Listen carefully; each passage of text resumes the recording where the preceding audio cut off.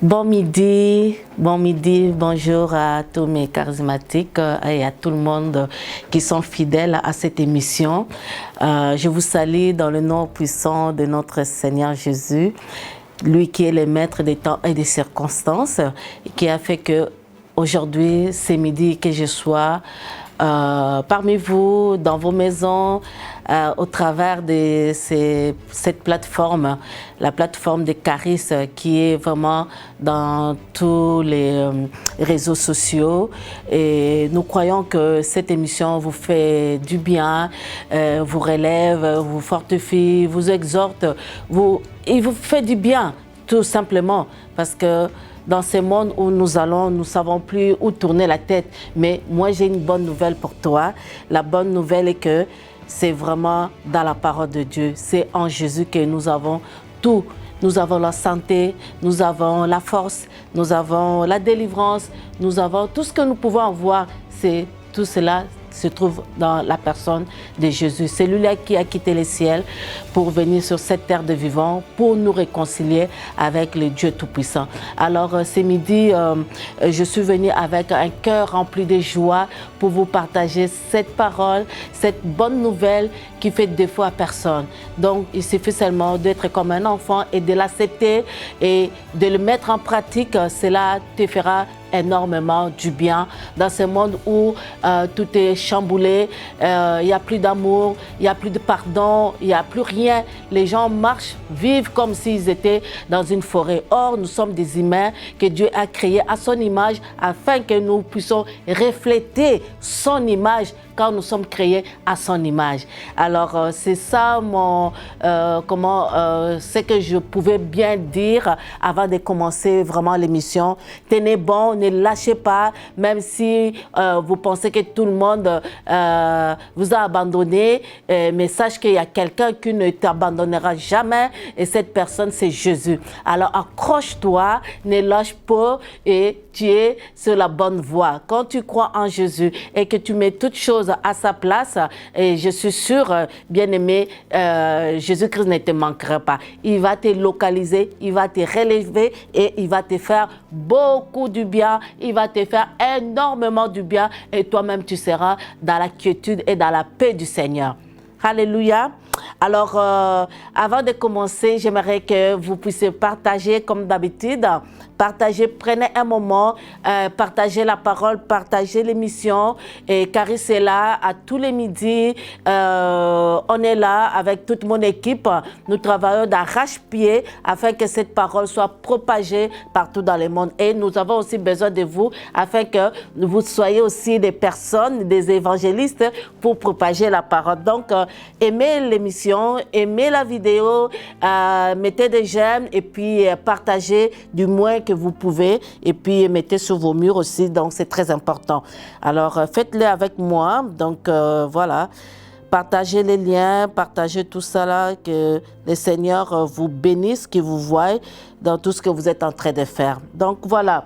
Alors, nous continuons, je vais faire deuxième partie de la place qui occupe la parole de Dieu. Nous sommes toujours dans cette atmosphère, dans cette dynamique de ce que notre pasteur, notre leader, notre papa, pasteur Fofi, qui nous a amenés dans les choses profondes. Quelle est la place qu'occupe Dieu? Est-ce que vous le mettez en dernier? Est-ce que vous le mettez en premier? Est-ce que vous le mettrez au milieu? Ou vous lui donnez toute la place? Parce que Dieu consiste à occuper toute la place, toute notre attention, parce que nous sommes créés à son image. Je ne veux pas dire qu'il ne faut pas travailler, qu'il ne faut pas faire d'autres choses, non. Mais c'est juste mettre Dieu en premier dans tout ce que nous faisons, dans tout ce que nous entreprendrons dans la personne de Jésus. Ça veut dire que la Bible dit, nous sommes le temple du Saint-Esprit. Et le temple du Saint-Esprit, ça consiste à ce que Dieu, le Saint-Esprit, puisse habiter en nous. Et quand il habite en nous, c'est tout être, notre être entier qui lui appartient. Alors, nous sommes dans cet aspect-là de voir les choses parce que c'est très important. Alors, c'est ça. Donc, du coup, j'avais commencé à partager la place qu'occupe la parole de Dieu. Je pense qu'au début de l'année, j'avais partagé aussi de ce que la direction divine, on parlait de la parole de Dieu, on parlait du Saint-Esprit, on parlait de l'écoute, de l'obéissance. Ça, vraiment, je bénis le Seigneur. Ce matin, lorsque je méditais, j'ai dit, mince, mais comment est-ce que ce message, c'est vraiment un message après l'autre, mais quand on regarde en arrière, c'est vraiment le même message que le Seigneur veut nous communiquer. Et moi, je dis, cela ne vient pas avant. Et quand elle vient, et c'est vraiment pour que nous puissions bien assimiler et bien suivre, que nous ne puissions pas, dès le départ, de rater cette année 2024. 2024 est pour toi. 2024 est à toi. Et toi-même, tu te dis, Seigneur, 2024 ne me passerait pas au-dessus de mon nez. Il faut que je vive des choses excellentes. Il faut que je vive toutes mes promesses des années antérieures. Il faut que je les vive en 2024. Prends possession de cette année. Prends possession de cette année. Ne te laisse pas molester. Ne te laisse pas distraire par des défis, par des choses qui peuvent t'entourer. Mais dis-toi que Seigneur, je suis ton enfant, je suis ta fille, je suis ton fils et je crois que cette parole est pour moi. Et cette année est pour moi. Je possède cette année. Oh, alléluia. Quand tu commences avec un esprit positif, avec un esprit bien éclairé dans la parole de Dieu, bien sûr, tu vas voir, les choses vont commencer à couler. Moi, je le crois. C'est pour cela que je le déclare. Et je prie que le Seigneur nous fasse grâce. Ainsi que moi-même, j'ai des défis, j'ai des choses à atteindre. Et je crois de tout mon cœur, je dis, Seigneur, cette année, elle est pour moi. Et ainsi de même pour toi. Déclare-les là où tu es. Vraiment, je t'encourage. Peu importe ce que tu peux voir, gauche à droite, là, qui essaie de perturber. Non, tu dis tout cela, c'est ce que mes yeux voient. Mais ce qui est derrière les yeux, que les yeux humains ne voient pas, mais mon Dieu a déjà prédestiné les choses pour moi. Alléluia. Alors, ne lâche pas. Sois fort et relève-toi. Relève ta tête et va de l'avant. Donc voilà. Alors, pour ce midi, qu'est-ce que j'ai à transmettre? Je ne serai pas très long. Comme d'habitude, je commence à réduire le temps pour que pendant votre pause ou pendant un moment, que vous puissiez être attentif à suivre ce que j'ai à te dire par le Saint-Esprit. Donc, la place qui occupe la parole de Dieu, je continue. Et c'est afin d'atteindre une maturité en Christ. Parce que la parole de Dieu est très importante. Tu ne peux pas toujours écouter la parole de Dieu, lire la parole de Dieu, méditer la parole de Dieu, obéir à la parole de Dieu et rester de même. Non, je ne crois pas à ça. Et cette parole nous amène à atteindre la maturité. Regardons à Éphésiens 4, 14. La Bible nous dit, afin que nous ne soyons plus des enfants, flottants et apportant à tout vent des doctrines, par la tromperie des hommes, par leurs ruses, dans les moyens de la séduction. Qu'est-ce que Éphésiens nous dit? Il nous dit, afin que nous ne soyons plus des enfants. Nous ne pouvons pas continuer à écouter la parole, jour après jour, à étudier la parole, à lire la parole et que nous restons toujours des enfants. Non, non. La raison pour laquelle on doit mettre la parole de Dieu en premier, pour que nous soyons matures. Pour que nous soyons matures, bien-aimés. Et que les choses, quand ils vont venir, donc flottants, emportés de tout vent, des doctrines, que nous ne puissions pas nous laisser aller. Parce que de nos jours, il y a beaucoup de tromperies. Des hommes viennent avec des paroles tordues, avec des paroles de mensonges, les mensonges du diable, par leurs ruses et dans les moyens de la séduction pour nous séduire. Il vient avec une parole de séduction.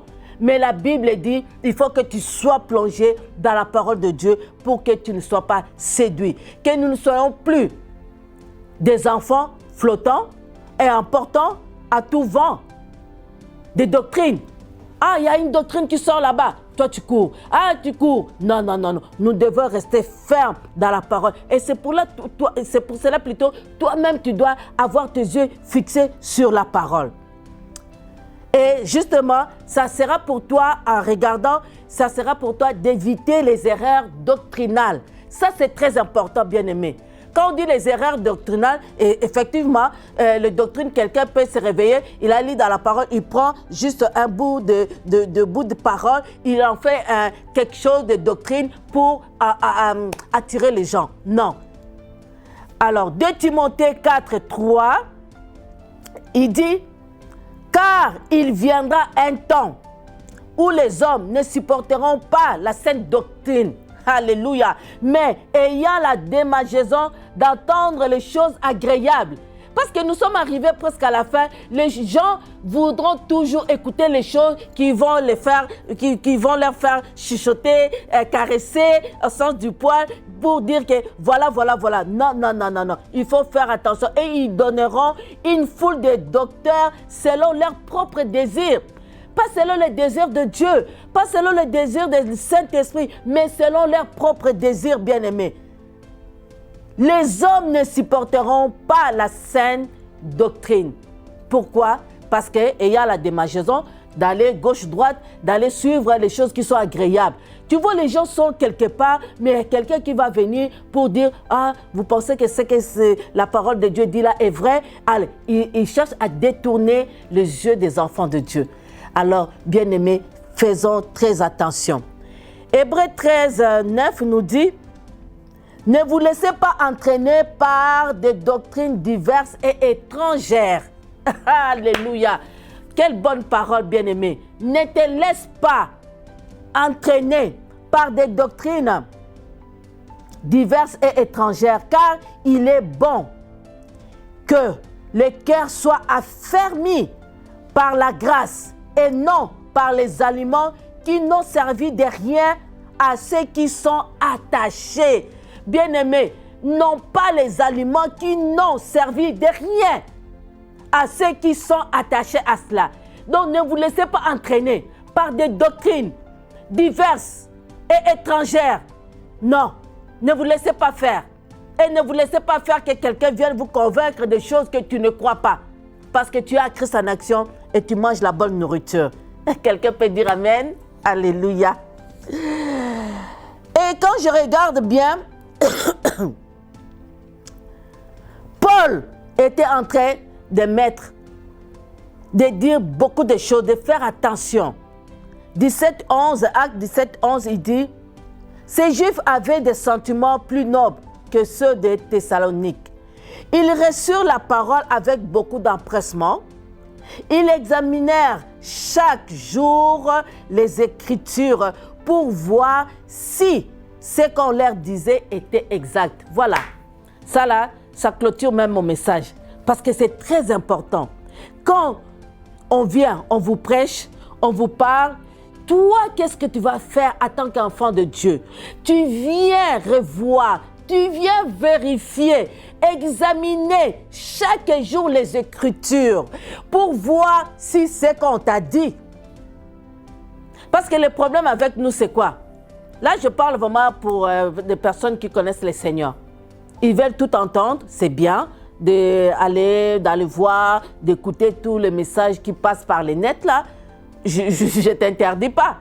Mais est-ce que tout ce que tu entends, tout ce que tu vois, est-ce qu'il est conforme à la parole de Dieu?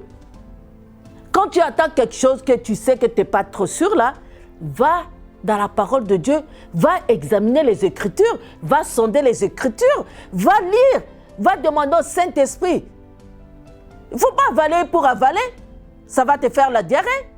Ou il y aura la constipation spirituelle. Est-ce que je parle à quelqu'un? Mets-moi des cœurs parce que je vous aime beaucoup. Caris est en train de parler. Caris, c'est la grâce. Et je t'ai fait une grâce exceptionnelle ce midi. Peut-être tu es dans les qui-vive. Tu ne sais plus quoi faire. Est-ce que, mais regarde, va dans la parole, va sonder les Écritures. C'est tout ce que j'ai à te dire. Alors, quand nous mettons la parole au centre, qu'est-ce qui arrive? C'est aussi pour résister, pour pouvoir résister au diable. Troisième point. Matthieu 4, 10. Donc, le premier point était pour être mature, pour éviter les erreurs doctrinales, pour éviter toutes les erreurs qu'on entend par-ci, par-là, et pour résister au diable. Matthieu 4, je disais, il dit, Jésus lui dit, retire-toi, Satan, car il est écrit. Il est écrit où? Dans la parole. Jésus était parti à la montagne pour jeûner, prier. Pour résumer l'histoire. Mais vous savez, jeûner, prier, on a faim, hein? On a faim. Mais le diable est venu le tenter pour lui dire des choses. Mais il a tenté 3 fois. Mais Jésus-Christ répondait toujours, il est écrit, il est écrit. Parce qu'il connaissait la parole. Sans cela, peut-être, bon, c'est un fils de Dieu, mais il a vécu comme homme et Dieu aussi. Mais il a dit, il est écrit, tu adoreras ton Dieu et tu le serviras lui seul. Donc, prosterne-toi devant moi et je te donnerai tout. Mais Jésus-Christ a dit, retire-toi de moi. Loin de moi, Satan, car il est écrit. Mais il est écrit comment? Il est écrit dans la parole. Éphésiens 6, 17, il dit, prenez aussi les casques du salut et l'épée plutôt de l'esprit, qui est la parole de Dieu. Qui est donc l'épée de l'esprit, comme les casques du salut. Donc, cela est la parole de Dieu pour te protéger contre toutes les attaques de l'ennemi, contre toute maladie, contre toutes les principautés, contre tout ce qui peut venir contre ta destinée. Tu dois aussi prendre les casques du salut et l'épée de l'esprit pour te couvrir, pour te barricader. Très important, bien-aimé. Et quand tu connais la parole dans la profondeur, tu vas dire, Satan, retire-toi de moi. Loin de moi. Parce que je connais tes manigances. Satan, il est un père de mensonges. Il vient toujours avec les mensonges. Et ces mensonges sont tellement subtils. Tu peux tomber facilement et sans le savoir. Alors, mais si tu connais la parole, que Dieu occupe toute la place dans la parole, oh, bien-aimé, ça sera... Même si tu peux glisser, le Saint-Esprit viendra te remettre sur la bonne voie. Et le 4e point, c'est de pouvoir prier avec efficacité. Bien-aimé, quand tu ne connais pas la parole, ça c'est sûr. Pour prier, tu vas prier vaille-que-vaille. Tu vas même commencer à dire des choses qui ne se disent même pas. Comme Pasteur Faux me dit toujours, oh pauvre moi, vers des terres. Tu commences à sortir des choses tellement que tu es accablé par des paroles, par des problèmes et tu ne sais plus comment prier. Or, tu dois te tenir dans la parole. Mais la parole, il faut que la parole occupe la place dans ton cœur. Il faut que la parole puisse prendre la place. Mais si tu ne connais pas la parole, qu'est-ce que tu vas faire? Jean 15, 17. Si vous demeurez en moi et que mes paroles demeurent en vous, demandez ce que vous voudrez et cela vous sera comment? Accordé. Parce que tu connais la parole. Et quand tu connais la parole, tu sais quoi demander par rapport à ce que tu connais. Quand tu ne connais rien, bien aimé, tu es ignorant. Et l'ignorance, c'est l'ennemi. On peut dire, les sorciers, ceci, cela. Mais la première des choses qui va être contre toi-même, c'est l'ignorance. C'est l'ignorance. C'est même pas les démons.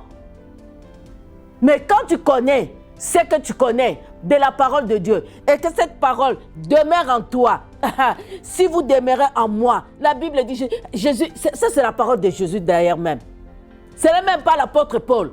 Ce n'est même pas Pierre. Ce n'est même pas je ne sais pas qui. Mais c'est Jésus qui parle. Si vous demeurez en moi, vous demeurez en moi et que mes paroles demeurent en vous. Deux choses.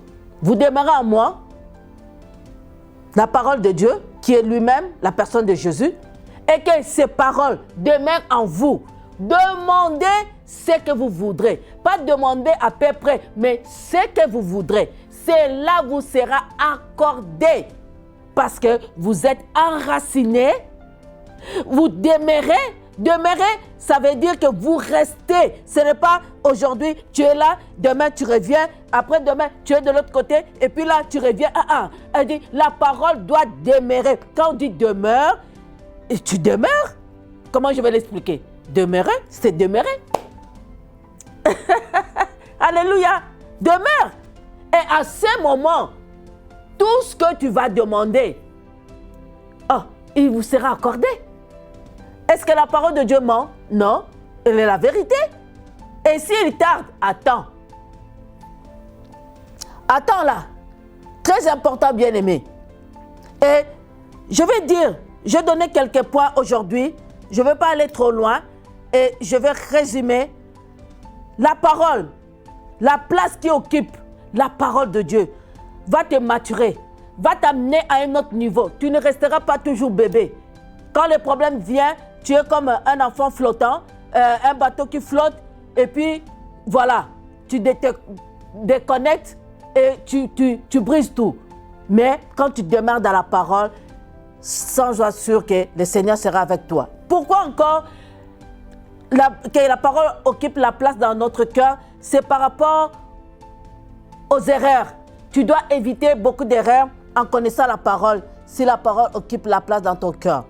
Et encore, pour pouvoir résister au diable, quand tu ne connais pas la parole, bien aimé, ça te sera difficile pour que tu résistes au diable et de pouvoir prier avec efficacité. En terminant, Esdras 7:10, qu'est-ce qu'il dit? Car Esdras avait appliqué son cœur à étudier, à lire, à mettre en pratique. Voilà le bon exemple. Quand j'ai eu ces versets, j'ai dit, oh mince, merci Seigneur. Merci pour ces versets. Merci de m'avoir révélé ces versets. L'histoire d'Esdras est formidable. Si vous avez le temps, allez voir. Si par la grâce aussi, j'ai le temps, par la grâce de Dieu, je vais essayer d'entrer en profondeur. Esdras avait appliqué son cœur à étudier et à mettre en pratique la loi de l'Éternel. Vous comprenez, la loi, ce n'est pas la loi pour dire tu veux. Non, non, c'est la parole de Dieu. Tout simplement. Et toi, tu me regardes. Applique-toi, applique ton cœur à étudier, à lire, à méditer. Et pas seulement à méditer, la Bible dit Esdras mettra en pratique la parole de Dieu. En plus, il n'a pas fini à enseigner au milieu d'Israël, à enseigner au milieu de ta famille, à enseigner au milieu de tes amis, à enseigner au milieu de ton ministère, de ton église, les lois et les ordonnances. Voilà. C'est très important, bien-aimés. Et le dernier verset que je vais nous exhorter, c'est dans 1 Timothée 4. Vous pouvez aller lire à partir de 12. Mais la partie qui m'intéresse, bon, ok, je vais lire ça quand même vite fait. Que personne ne méprise ta jeunesse. Ça, c'est, on parle de Timothée. Mais soit un modèle pour les fidèles, en parole, en conduite, en charité, en foi, en pureté. Ça, c'est vraiment des messages qu'il faut vraiment donner jusqu'à ce que je vienne. C'est l'apôtre Paul qui parle à son fils spirituel Timothée. Alors, applique-toi à la lecture de la parole, à la lecture, à l'exhortation, à l'enseignement. Ne néglige pas le don qui est en toi et qui t'a été donné par prophétie avec imposition de main de l'Assemblée des Anciens. Occupe-toi de ces choses, donne-toi tout entier à elle. Je pense que Pasteur Fofi en a parlé dernièrement, afin que tes progrès soient évidents pour tous. En méditant la parole, en écoutant la parole, en étudiant la parole, voilà, tes progrès seront évidents pour tous, pour le bénéfice de tout le monde. Et les versets qui m'intéressent, veille sur toi-même et sur ton enseignement, persévère dans ces choses, car en agissant ainsi, selon ce que tu as appris dans la parole de Dieu, en étudiant la parole de Dieu, en confessant la parole de Dieu, en déclarant la parole de Dieu, en méditant la parole, tu te sauveras toi-même. Voilà. Tu te sauveras toi-même parce que c'est primordial et tu sauveras ceux qui t'écoutent. Imaginez que tu as une famille. Toi-même, tu ne lis même pas ta parole. Toi-même, tu ne médites même pas la parole. toi-même tu ne mets pas en pratique la parole. Oh, alléluia. Oh, écoute-moi bien. Ça, c'est l'Esprit de Dieu qui est en train de te parler. Maintenant, écoute-moi bien. Tu te sauveras toi-même par rapport à cette parole. Cette parole que tu écoutes va te sauver. Cette parole que tu écoutes va sauver ceux qui t'écoutent. Donc, il y a des choses. Pour toi-même, ça va te faire du bien, ça va te maturer, ça va te donner, ça va t'éviter des erreurs, ça va t'éviter beaucoup de choses et tu vas prier en conséquence selon ce qui est écrit. Mais en faisant ça, tu te sauves toi-même et tu sauves ceux qui t'écoutent. Je parle à quelqu'un. Très important, bien-aimé. La place qui occupe la parole de Dieu. La place que tu mets Dieu va déterminer ce que Dieu fera de toi aussi. Et la parole de Dieu, c'est Dieu lui-même. On ne peut pas séparer Dieu et sa parole. Dieu et la parole, ils font un. Et Caris est en train de relever cet aspect de mettre Dieu en premier, de mettre la parole de Dieu en premier, de mettre le Saint-Esprit en premier et qu'il occupe, pas seulement en premier, qu'il occupe toute la place. Bien-aimé, c'est très très important. Tu te sauveras toi-même. Tu te sauveras toi-même. Quand je vis ça, j'ai dit, Seigneur, je n'ai jamais fait attention qu'en lisant la parole, en méditant la parole, en mettant la parole en pratique, je me sauve moi-même. Et en écoutant la parole de Dieu, la Bible dit, il ne faut pas vous borner seulement en écouter, mais mettez cela en pratique. Tu vas être sauvé et tu vas sauver les autres, ceux qui t'écoutent. Et moi, je suis en train de te sauver parce que je suis en train de transmettre quelque chose de ta vie. Si tu le crois, dis-moi Amen, pasteur. Écris-moi. Dis-moi, pasteur, tu m'as fait du bien. Au travers du Saint-Esprit. Au travers de la bouche. La Bible dit, poussé par le Saint-Esprit, les hommes ont parlé de sa part. Et je suis en train de parler de la part de Dieu. Parce que la sémence est là. La parole de Dieu est là. Et je ne veux pas ceux qui m'écoutent en vain, mais que je puisse transmettre, déposer quelque chose de plus cher, de plus important. Vous savez, quand je ne suis pas seulement quelqu'un qui est marginal, comme je ne sais pas si ça se dit, oui, mais des fois, on regarde les réseaux sociaux, mais tu regardes comme ça, les gens sont en train de regarder des futilités, les gens sont en train de faire des blagues. Et même les enfants de Dieu sont là-dedans.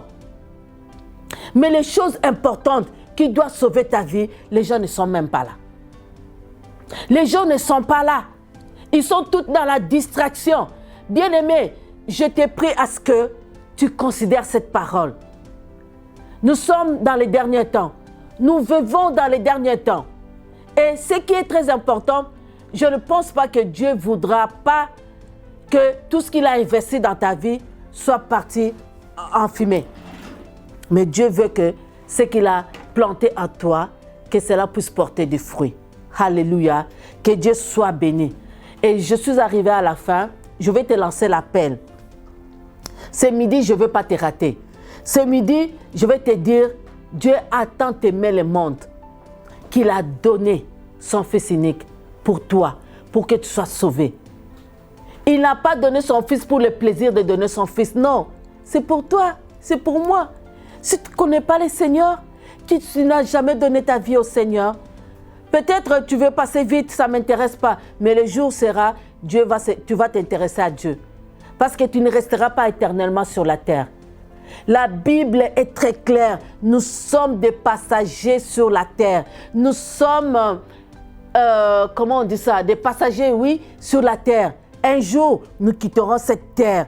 Et Dieu ne voudra pas que tu quittes cette terre sans avoir fait la réconciliation avec lui, au travers de Jésus-Christ. La Bible dit, tous ont péché, mais sont privés de la gloire de Dieu. Personne n'est épargné. Mais pour cela, il faut que tu passes par son Fils Jésus-Christ. Alors, si tu as entendu cette parole ce midi et que cela ça t'a touché, laisse que le Saint-Esprit te convainc. Je suis en train de parler, mais c'est le Saint-Esprit qui convainc du péché. Ce n'est pas moi. Laisse-toi être convaincu par la puissance du Saint-Esprit. Que là, je suis en train de parler, que le Saint-Esprit te convainc.